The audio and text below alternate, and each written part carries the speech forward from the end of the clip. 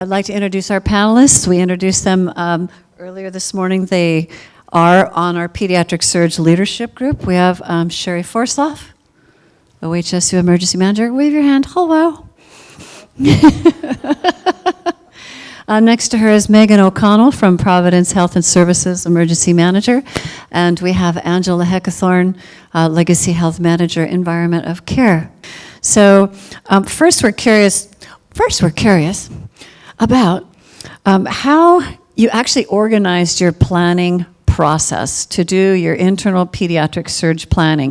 For example, did you use an emergency management committee or administrator support? How did you actually do this to support your hospital-wide planning?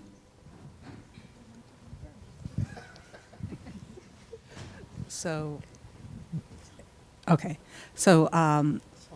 at Dorenbecker, what they did is they broke it out among some different units and departments. And that leadership worked with staff to identify the planning, how they were going to do it, how they were going to look at space, staffing, and then just supplies and those pieces. And following that, they were writing it in the idea of taking it back to the Emergency Management Committee, having that reviewed there and approved through that group. So that's how we manage the planning. And there was a lot of input from the physicians additionally, but it was more down at the unit level because they're the ones that know their areas better and would need to be responding. So it has to be their plan to a certain level on how they're going to do this.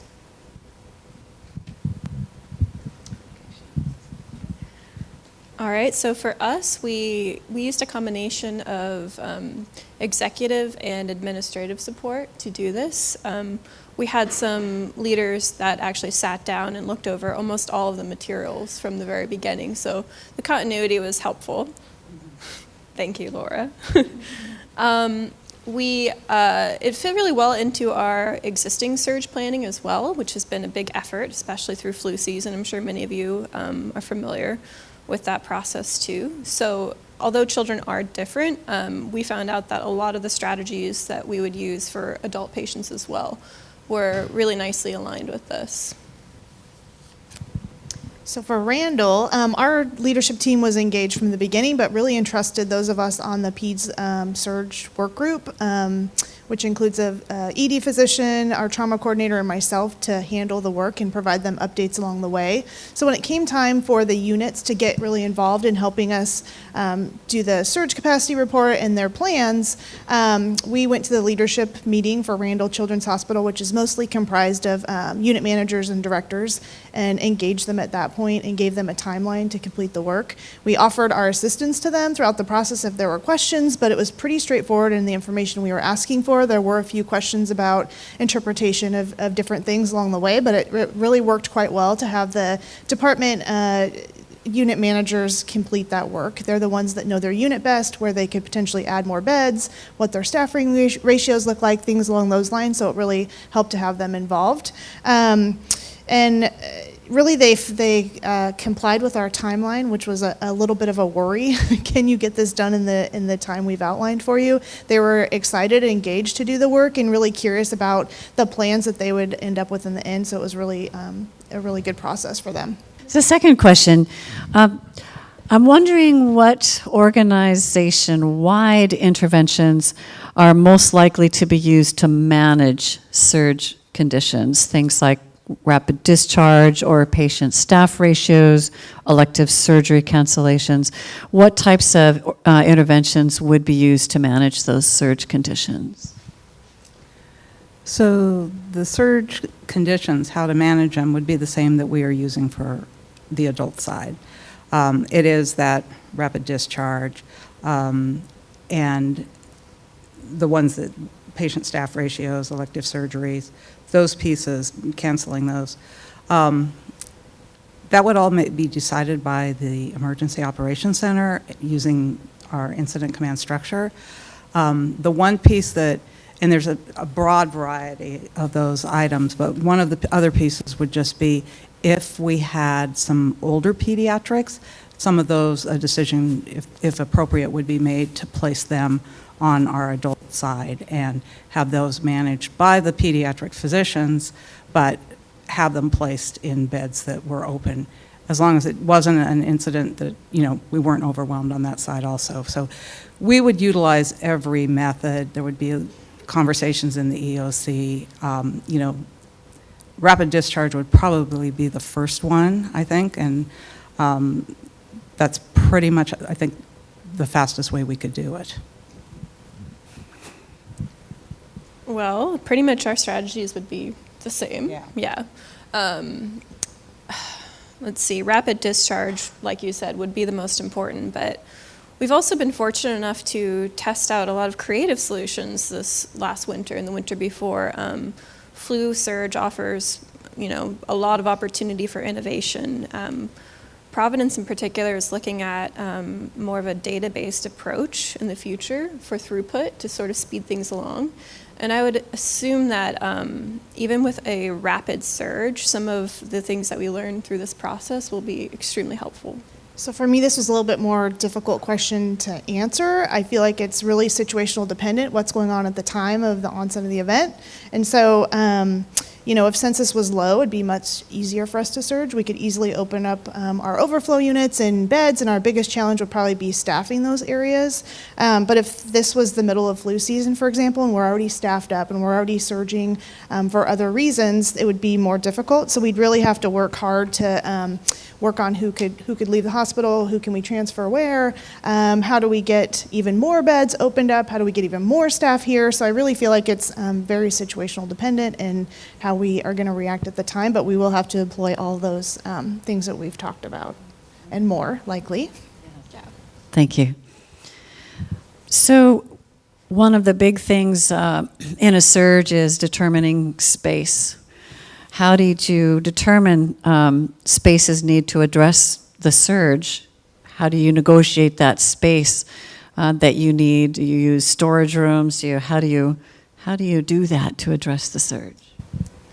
So the groups that planned in Dorenbecher looked at what would be appropriate spaces and identified them, but it's just identifying them because in the reality of an incident, a lot of those decisions those are suggestions that would be managed by the Emergency Operations Center because they're trying to balance everything that's going on around the hospital at that time. And so it's not concrete, but they've identified spaces, they've talked about them, they've had the conversations, which is really a lot of what planning is. It's just conversations. You write it down, you make some notes, but they're not cast in concrete, and ultimately our EOC would be managing those spaces at the suggestions of staff. What were your biggest planning challenges overall? You didn't get the answer before. All right, so I'll start it off today. Our biggest challenge is obviously the very simple answer is planning for the unknown. It's really hard to say what factors would go into any sort of pediatric surge. How can you prepare for every single situation? It's the challenge of emergency management in general, but it's hard to get people to focus. Sherry and I were just talking about this. It's hard to get people to focus on the more of an everyday mass casualty, not an earthquake scenario, but what are we going to do if there is a bus crash full of children? And we do have all of our resources up and functioning. There's still a lot to be tackled on that front. Sometimes I think it's easy to focus on like the very worst case scenario, and it's almost the easy way out. So I always encourage all of my planners to sort of focus on what can we do if it's tomorrow and it is still normal operations. What structures do we have in place already? I don't know if you want to say anything more about that. I think challenges still go back to the fact that everyone, or I know we are, generally at capacity, period. So it's how quickly can you decompress? Where are those people going to go? Can they go home? Do they need to go to a SNF? what are those other resources that are out there.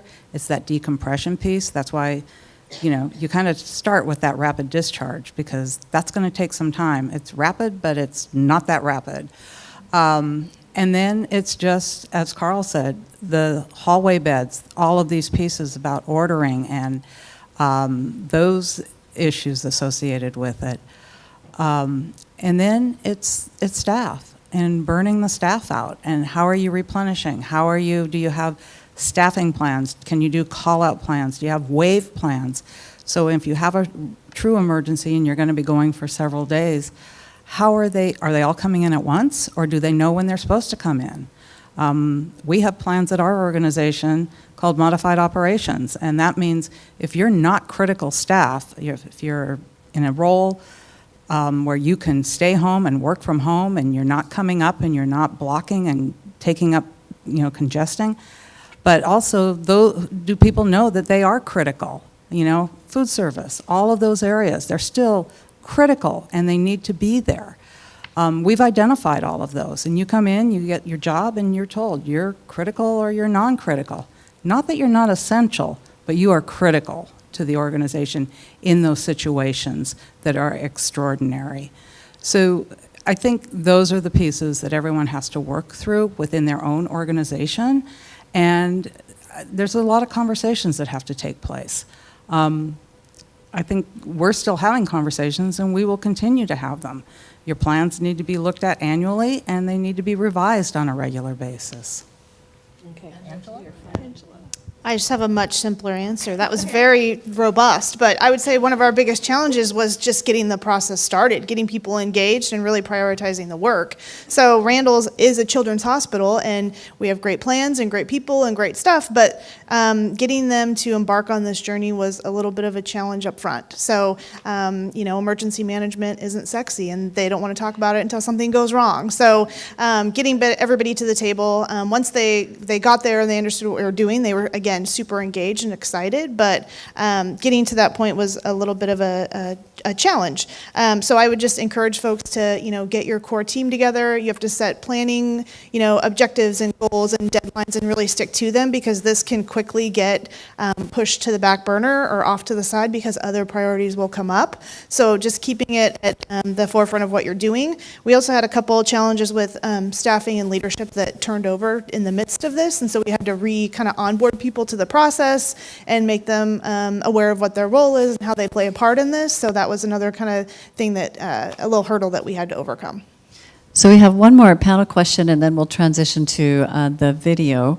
And that is, it sounds like some of the things that you've already been talking about, your own planning challenges, might translate to the non-pediatric specialty care hospitals might encounter in their planning. Is that right? Generally speaking, do you have other challenges you could foresee for them? I'll just kind of keep on my soapbox for a couple seconds and just getting the buy-in and collaboration from your leadership team. So many folks at non-pediatric hospitals don't understand the reality that you're potentially going to have to take care of these patients.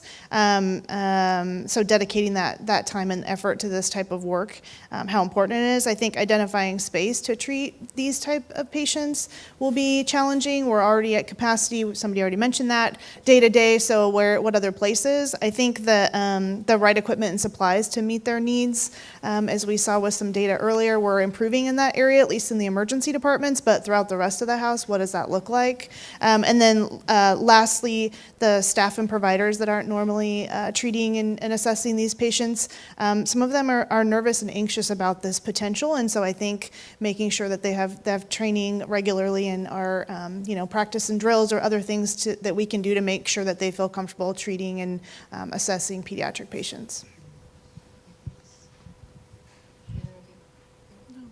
Maybe just a statement that after all of those challenges we just listed, it is still very valuable and important work, and it is very worth it. Yeah, I think the last one is what Carl just reiterate. It's that readiness, always being in a state of readiness, and how do you maintain that state? That's going to be hard for all of us, but I think it's going to be more difficult in the pediatric realm for individuals, for hospitals that don't do pediatrics on a regular basis.